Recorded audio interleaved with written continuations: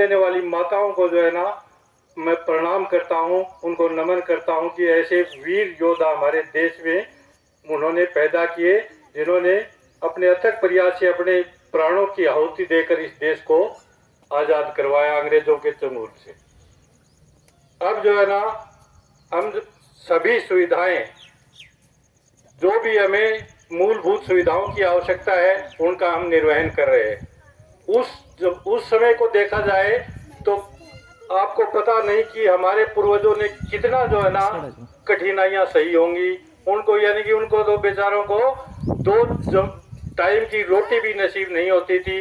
जो कुछ भी अपनी कमाई परिश्रम करते थे खेतों में, वो सारे का सारा जो है ना टैक्स के रूप में या अन्य किसी तरह से अंग्रेज ले जाते थे।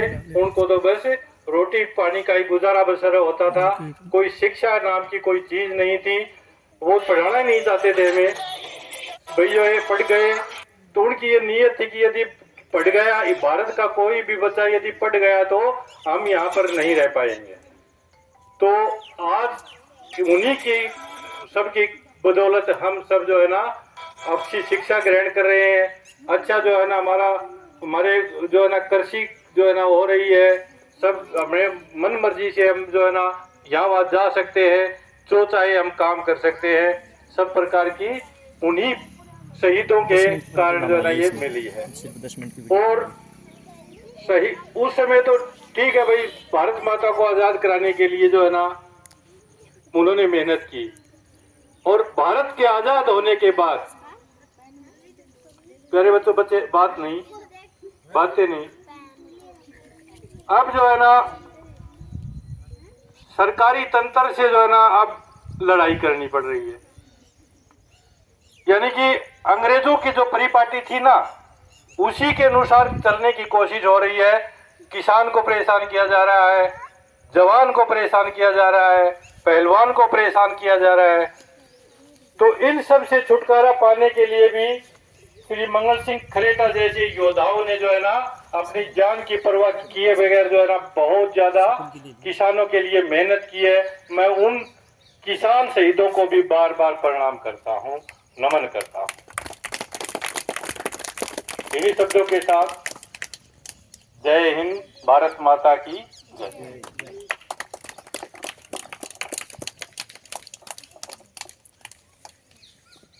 जितना भी जोश है ना उतना जोश से नारे लगाइयो, ठीक है। जितना तारम दम है भाई, दिल्ली तक आवाज जाया। दिल्ली में जो गणतंत्र दिवस अपना मना रहे हैं ना, स्वतंत्रता दिवस, तो वहां तक आवाज जानी चाहिए कि खाओ भी, मतलब स्कूल के बच्चे हैं उनमें जोश है।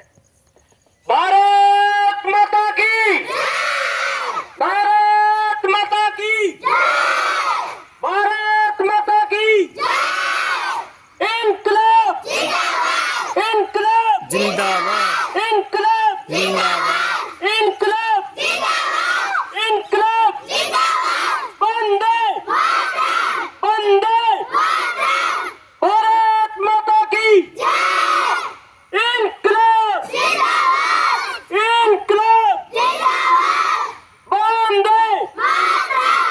वेरी गुड, बहुत जोश है वही खाओ गांव के स्कूल के बच्चों में। तो अपने यहाँ जो जहाँ पे हम खड़े हैं, ये आपको पता है ना क्या बन रहा है यहाँ? किसान भवन। और किसान भवन को किसान समृद्धि ट्रस्ट द्वारा बनाया जा रहा है, जिसमें कि गाय और किसान को समृद्धशाली बनाने के लिए, गाय को बचाने के लिए और किसान को समृद्धशाली बनाने के लिए शहीद अपने जो किसान नेता थे, योद्धा मंगल सिंह खरेटा जी की समाधि स्थल यहाँ पे अपना किसान भवन का कार्य चालू है। और हर बार जो यहाँ पे गणतंत्र दिवस, स्वतंत्रता दिवस और अन्य जो प्रोग्राम होते हैं वो यहाँ मनाए जाते हैं। तो आप सब बच्चे हैं इसकी शोभा बढ़ाते हैं। जो अपने स्कूल के अंदर प्रोग्राम होने के बाद यहाँ अपना प्रोग्राम होता है, तो आप सभी का धन्यवाद है। गाँव के भी जितने भी लोग आए हैं उनका भी धन्यवाद है। सरपंच प्रतिनिधि आए हैं उनका भी तहे दिल से धन्यवाद है। तो अभी महेंद्र सिंह गोदारा जी वो अपने विचार रखेंगे, उसके बाद अपने जो स्कूल के अध्यापक हैं, गांव का भी कोई अगर अपने 2 विचार रखना चाहता है तो आगे आ जाए भाई, क्योंकि जिसका भी मन करे तो आगे जरूर आओ भाई। या फिर मैं बुलाऊंगा, अपने आप बुलाऊंगा, पछाड़ना पड़ेगा एक बार।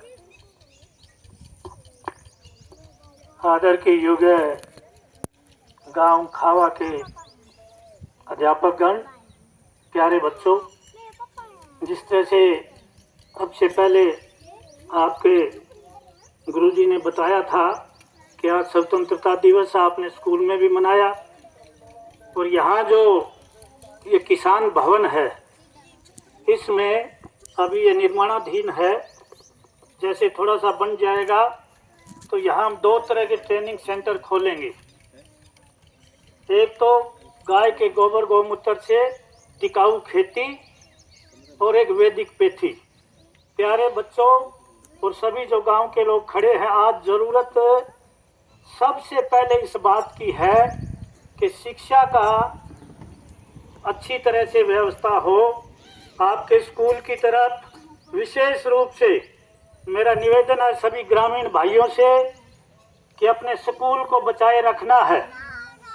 यहाँ आपके जो अध्यापकगण हैं, गुरुजी है, शिक्षा की दृष्टि से बहुत अच्छी व्यवस्था से आपको शिक्षा दे रहे हैं। तो हमारा गांव का ये कर्तव्य बनता है कि हमारे स्कूल में बच्चों की संख्या बढ़े। प्राइवेट स्कूलों में कोई बहुत ज़्यादा अच्छी शिक्षा नहीं है। हम देख रहे हैं बच्चे जा रहे हैं, हमारे भी ये युद्धवीर की बिटिया जा रही है और भी जा रही है, कुछ नहीं आता उनको, केवल वो एक दिखावा है। मैंने कई बार देखा है यहाँ जो सरकारी स्कूल के आप हैं बच्चे, हेलो, प्राइवेट स्कूल के बच्चों से ज्यादा अच्छी शिक्षा आपको दी जाती है। अब हम ग्रामीणों को इस पर अच्छी तरह से ध्यान देना है कि सरकार की मंशा है कि स्कूल बंद करेगी, सभी लगभग गांव के स्कूल बंद करके प्राइवेट कंपनियों की देगी। तो इसलिए गांव की ग्राम पंचायत और गांव के जो प्रतिष्ठित लोग हैं, बुद्धिजीवी बुजुर्ग लोग, इस बात पर ध्यान दें कि अपने बच्चों को सरकारी स्कूल में दाखिल कराएं। यहाँ शिक्षा प्राइवेट स्कूल से अच्छी है। दूसरा ये है, आज दूसरे नंबर पर जरूरत है प्यारे बच्चों और सभी लोगों को समझना है, जरूरत इस बात की है कि खाद्यान्न में जहर खत्म हो। हमारे खाद्यान्न में, हमारी गेहूं में, हमारे जितने भी फसलें हैं, हमारी सब्जियों में नीरा जहर हो गया है। जहर की वजह से आज कोई भी बेटा माँ बाप की बात नहीं मान रहा है, भाई बहन के रिश्ते खत्म हो रहे हैं और बाप बेटे के रिश्ते खत्म हो रहे हैं। उसके पीछे कारण है कि हमने अपनी फसलों में जहर डाल दिया, जहर डालकर जहरीला अनाज पैदा कर दिया। अब जरूरत है उस जहर को खत्म करने की, और वो जहर खत्म करना कोई मुश्किल नहीं है। 2 मिनट के लिए मैं आपसे बात करूंगा। लोग कहते हैं कि पैदा नहीं होगी, ये बिल्कुल गलत है। हमने अभी खाद बनाई है अपने एक गौशाला में, वो खाद हम आपको देंगे। यहाँ भी हम प्लांट लगाएंगे, आपको प्रशिक्षण देंगे। उस खाद से डीएपी यूरिया से ज्यादा काम करेगी, ज्यादा उत्पादन होगा, पानी कम चाहिएगा।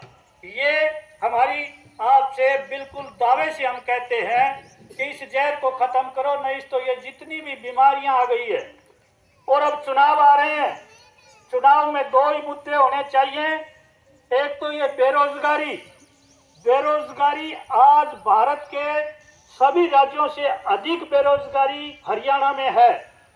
और आप हैरान होंगे, 29% लड़के बाहर विदेशों में चले गए हैं। विदेश तो चले गए, 530 बच्चे इजराइल में चले गए, जहां अब लड़ाई हो रही है, इजराइल में युद्ध चल रहा है। अब 530 बच्चे युद्ध के सथल देश में गए, तो इससे आपको अंदाजा लगाना चाहिए कि हरियाणा में बेरोजगारी बहुत ज्यादा है। अब जो आपका चुनाव है, इस चुनाव में आपने अपने नेताओं से 2 ही बात करनी है कि ये बेरोजगारी खत्म करने का आपके पास इलाज क्या है, और दूसरा कि ये जो बीमारी आ गई है आज, आपके लकवे की, आपके शुगर की, हार्ट की, ये जो बीमारियां आ गई है, ये बीमारी कोई हमारे और आपकी गलती से नहीं आई है, ये सरकार की गलती से आई है। जब सरकार कहती है कि मैंने स्कूल बना दिया, मैंने सड़क बना दी, मैंने आपके यहाँ हॉस्पिटल बना दिया, मैंने ये काम कर दिया, वो जो काम करके गिनाती है और कहती है कि मैंने कर दिया। अब उसके काम की वजह से, यानी कि सरकार कहती है कि हम डीएपी यूरिया आपको पूरा देंगे, स्प्रे की कमी नहीं आने देंगे, तो सरकार की योजना और सरकार के कहने की वजह से आपने जो काम किए उसकी वजह से बीमारियां आई है। अब इन नेताओं से आपने पूछना है कि बीमारियों का इलाज क्या है। मैं लंबी बात नहीं करूंगा प्यारे बच्चों, बीमारियों का इलाज है गाय का दूध। अब हमारे सामने समस्या ये आ गई है कि थोड़ी थोड़ी जमीनें हो गई और हम लोग भैंस पाल के दूध बेच के अपने घर की व्यवस्था चलाते हैं। ठीक है, घर की व्यवस्था चलाने के लिए आप भैंस रखें, भैंस का दूध बेचकर आप अपना आमदनी का साधन बनाएं, परंतु बच्चों के लिए और हमारे लिए दूध गाय का पिए, क्योंकि गाय का